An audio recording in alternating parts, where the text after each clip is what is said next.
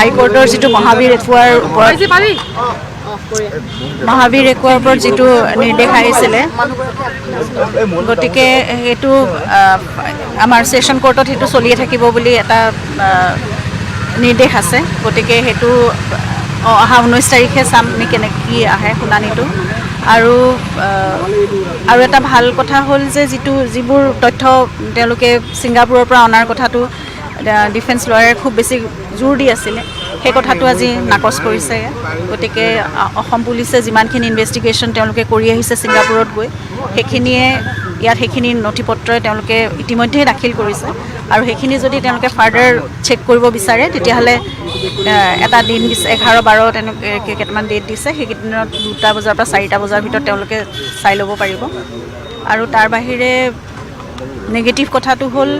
শ্যামকানু মহন্তৰ একাউণ্ট ডিফ্ৰিজিঙৰ কথাটো সেইখিনিত কি লুপ হ'ল কিবা এটা থাকি গৈছে সেই বস্তুটো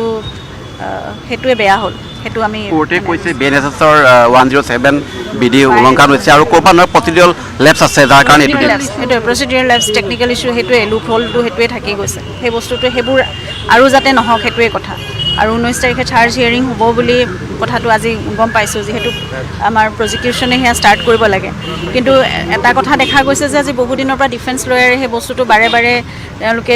ডিলেয়িং প্ৰচেছ এটা ইণ্টেনশ্যনেলি কৰিবলৈ চেষ্টা কৰি আছে কিন্তু আমাৰ প্ৰজিকিউশ্যন ৰেডি আছে চাৰ্জ হিয়াৰিঙৰ কাৰণে 19 তাৰিখৰ পৰা হওক তেতিয়া সোনকালে মানে অলপ ক্ষিপ্ৰতৰ হ'ব চাৰ্জ হিয়াৰিং হ'লে তাৰপিছত তেতিয়া মানে কেছটো আগবাঢ়িব আৰু অলপ আপুনি কি আশা কৰিছে কিমান দিনৰ ভিতৰত হ'বগৈ পাৰে কাৰণ নাজানো মই এইবোৰ প্ৰচেছৰ কথাও মই নাজানো যিহেতু মই জানো যে এইটো হাইকোৰ্টত এপিল কৰিব লাগে আৰু এতিয়ালৈকে কৰা হৈছে নে নাই সেই ক্ষেত্ৰত আমাক জনোৱা হোৱা নাই যিমান সোনকালে হয় সিমান সোনকালে ভাল